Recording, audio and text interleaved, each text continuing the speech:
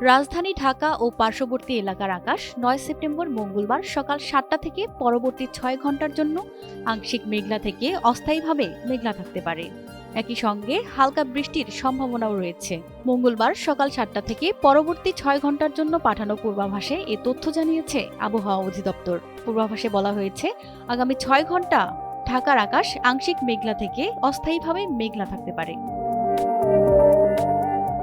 বাতাস দক্ষিণ অথবা দক্ষিণ পশ্চিম দিক থেকে ঘন্টায় ১০ থেকে ১৫ কিলোমিটার বেগে প্রবাহিত হতে পারে। দিনের তাপমাত্রা প্রায় অপরিবর্তিত থাকার সম্ভাবনা রয়েছে। আবহাওয়া অফিস জানায়, গত ২৪ ঘন্টায় ঢাকায় বৃষ্টিপাত হয়েছে ২৯ মিলিমিটার। মঙ্গলবার সূর্যাস্ত হবে সন্ধ্যা ৬টা ৮ মিনিটে এবং বুধবার সূর্যোদয় হবে ৫টা ৪৩ মিনিটে।